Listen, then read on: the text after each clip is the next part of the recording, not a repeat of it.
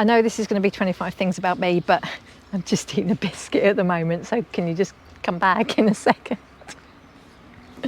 Feed her little and often, folks, little and often. I don't want my tea to get cold. We'll be right back with you. These are 25 things that some of you may know about me and some of you won't. And even the people that know me really, really well might not know some of these things. And they're not the only 25 things about me. I do have more to me than just this. But these are the things that came to mind. Number one, I can actually tap dance.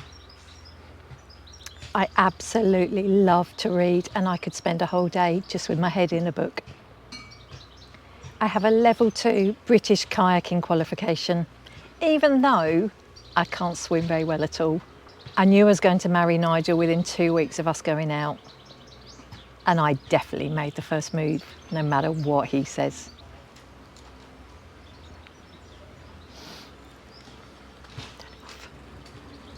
I miss my dad every single day. And there's so much now that I wish I could have asked him.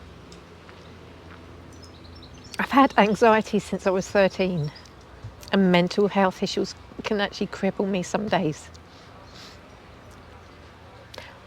But I met the real Father Christmas in Lapland, and he made me like Christmas again. I love animals probably more than I love people, particularly dogs. And sometimes I cry about the dog dying that I haven't even got yet.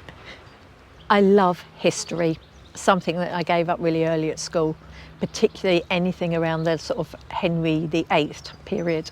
I wasn't able to have children, including 3 failed IVFs, and I've never got over it.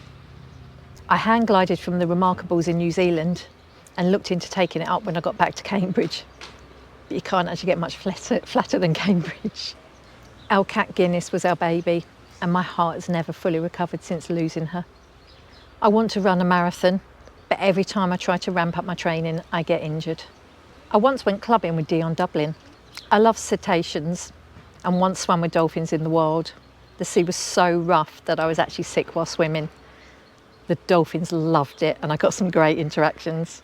My best ever holiday was at Pilanesberg, a safari park in South Africa.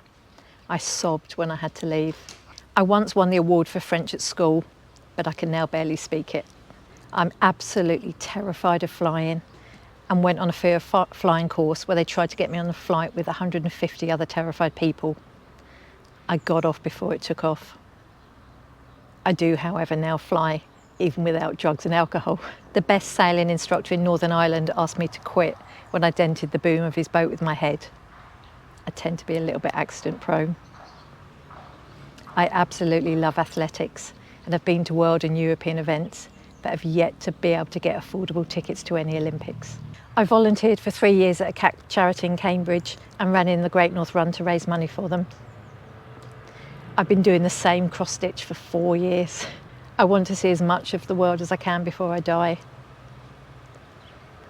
I feel scared pretty much every day. And finally, number 25, I will be so glad when this 100-day project thing is over. Now, how does Nigel end this? So that's goodbye from day number 3,226,000, that's what it feels like, of the 100-day project, and we'll see you tomorrow. No, you gotta hit the screen. Oh. Hit the screen for longer. And too much light. We'll catch you tomorrow, guys.